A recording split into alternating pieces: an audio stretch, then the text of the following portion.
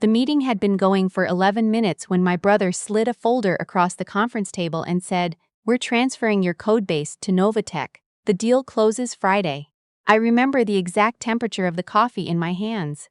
Still warm. Not hot. I'd been holding it too long. He didn't look at me when he said it. He looked at his wife, my sister-in-law, who had never written a single line of code in her life but had opinions about everything, and she gave him this small nod, like they'd rehearsed it. Like I was a vendor being let go, not his younger sister who had spent 3 years building the thing he was casually selling to a competitor. I set the coffee down. "Say that again," I said. He finally looked at me. "It's a business decision. Novatech came in with an offer we couldn't pass on. $4 million, Nora. The company needs this." Nora. He used my name like a punctuation mark, like it would make what he'd just said land softer. "I want to tell you who my brother is, because you need to understand something before I explain what I did next. My brother is the kind of person who has always moved through the world believing that things worked out for him because he deserved them to. He got the startup idea from a conversation he overheard me having with a friend at Thanksgiving dinner. I'd been describing a supply chain automation tool I'd been sketching out in my notebook, something I'd been thinking about for 2 years. He came to me 3 weeks later with a pitch deck and a smile and said, "What if we built this together?" He had the business connections. I had the actual skill. We shook hands and I quit my job at the tech firm in Austin and moved back to Phoenix to build it from nothing. We never signed a contract. He said it was family. I believed him because he was my brother and I was 28 years old and I thought that meant something. His wife, the one sitting across from me with her hands folded on the table like she was chairing a board meeting in someone else's life, had been pushing him to monetize and exit since month 7. I know this because she told me once, at Christmas, after 2 glasses of wine. "We're not doing this to change the world," she said. "We're doing this to get out." I thought she was talking about the startup grind. I didn't know she meant getting out with my work under their arm. I looked around the conference room. It was a room I had never liked. Too much glass, too cold, the kind of space that made you feel like you were being observed even when you weren't. My brother had leased it because it looked impressive for investor meetings. I had never once held a meeting in it. I coded from the second bedroom of my apartment, from coffee shops, from the kitchen counter at midnight when an idea wouldn't leave me alone. "The deal closes Friday," I said slowly. "The paperwork is already drafted," my sister-in-law said. "I see." I picked up my coffee again. It was cold now. "And which part of my code are you selling them?" My brother shifted. "Just slightly, but I saw it. All of it," he said. "The routing algorithm, the integration layer, the proprietary inventory logic I filed with the USPTO 8 months ago?" Silence. Not the comfortable kind. My brother's face did something complicated. I watched it move through confusion, then calculation, then something that looked almost like fear but settled into anger because anger was easier for him. "What are you talking about?" he said. It wasn't a question. "I'm talking about the copyright registration I filed on the core codebase last November," I said.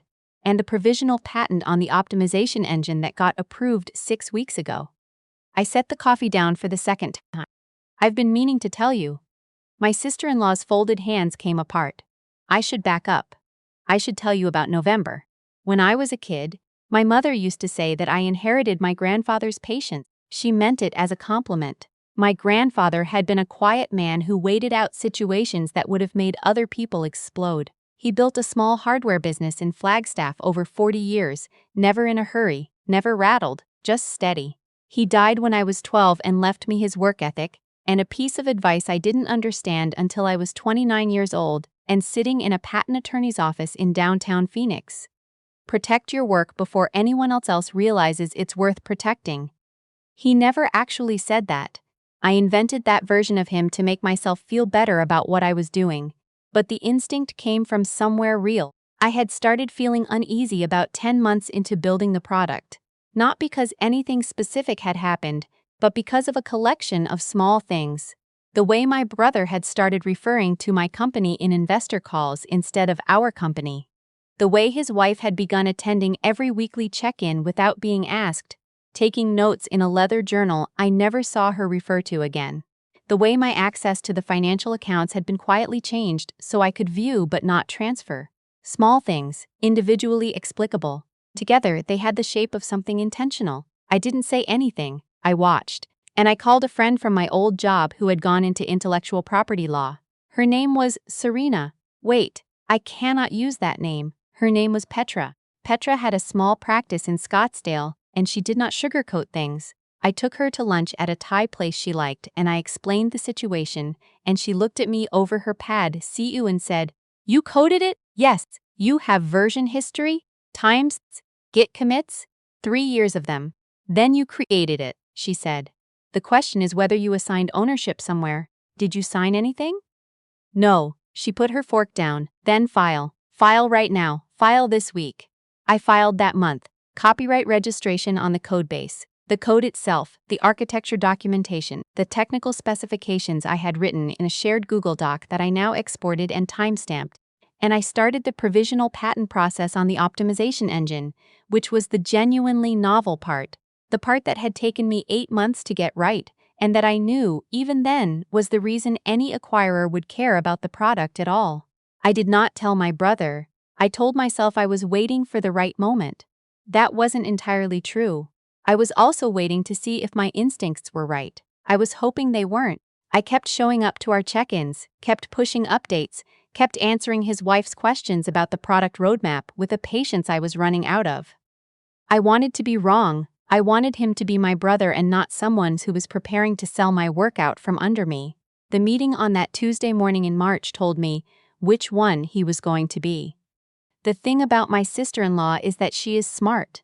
This is important. She had anticipated a lot of things. She had anticipated that my brother might be sentimental, that I might resist, that there might be an awkward conversation. She had not anticipated that I might have spent the previous 8 months quietly building a legal wall around everything I had created. "That's not possible," she said. Not because she knew it wasn't, because she needed a moment to think. "I have the documentation," I said. "The copyright certificate came in the mail. I have it scanned and shared with my attorney." "Your attorney," my brother repeated. "Petra," I said. "You'd like her. She's very direct." My sister-in-law stood up. This was interesting.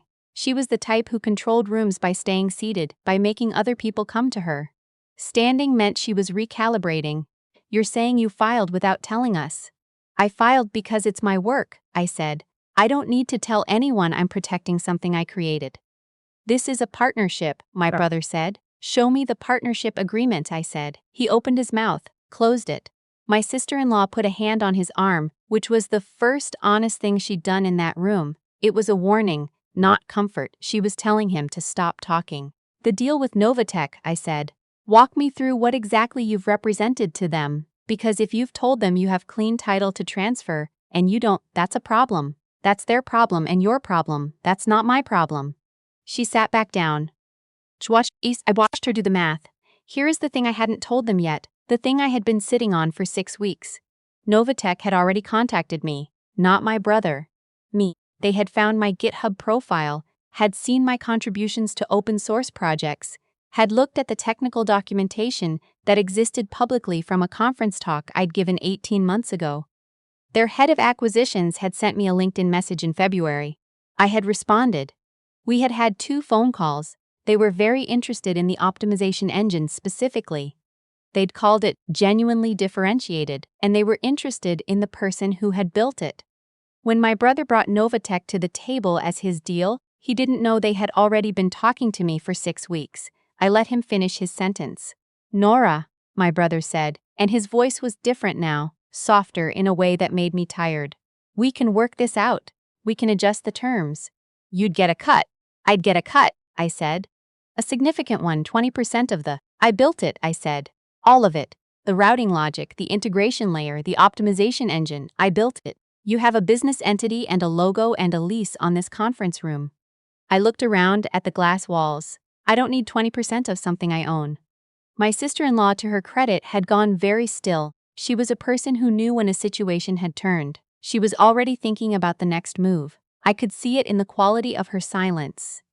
It wasn't shocked. It was strategic. "What do you want?" she said. "Not my brother."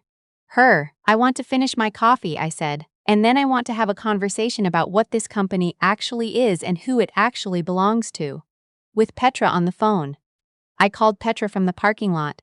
It was 11:42 in the morning and the Phoenix sun was doing what it does in March, which is to remind you that it is briefly, deceptively gentle before it becomes something else entirely.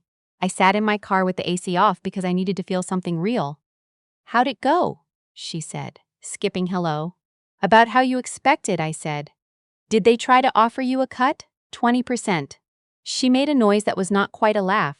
"Of their own valuation." "Yes, okay," she said. "So here's what I want you to think about. You don't have to burn this down. You have options. You could negotiate a formal equity structure that reflects actual contribution. You could license the IP to Novatech directly, cut out your brother's entity entirely. Or you could—" "I've already been talking to Novatech," I said. A pause. "For how long?" 6 weeks.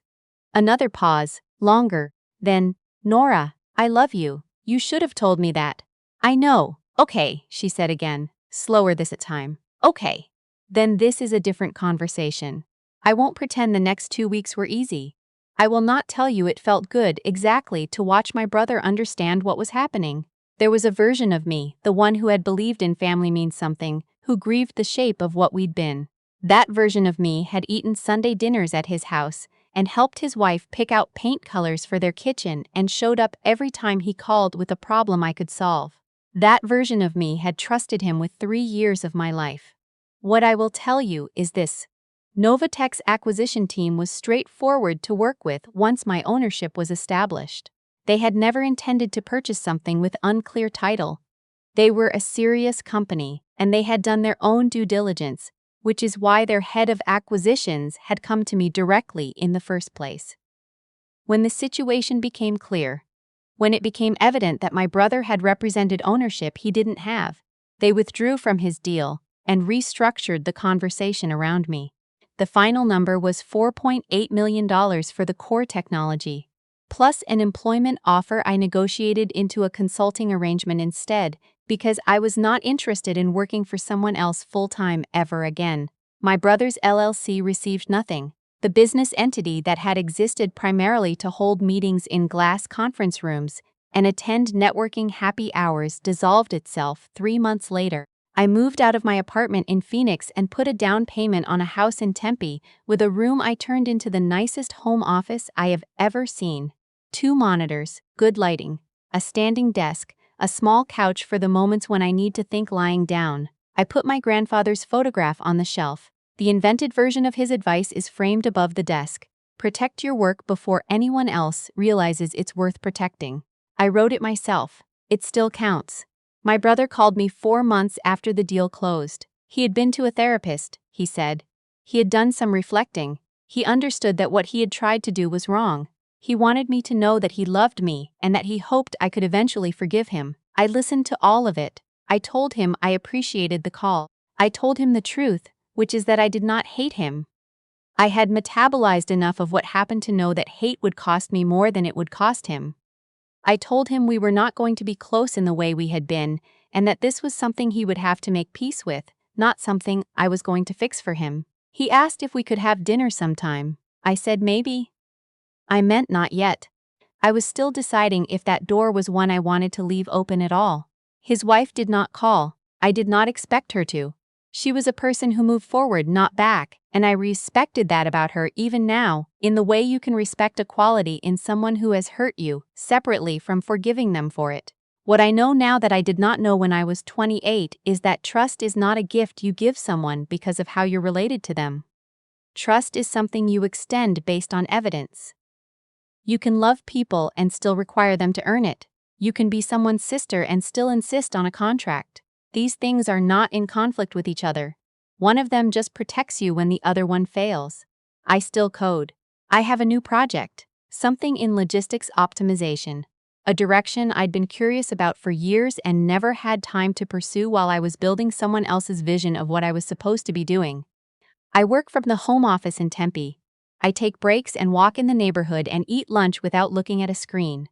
I am not in a hurry. I have my grandfather's patience, my mother always said. She was right. She just didn't know yet what I would end up needing it for.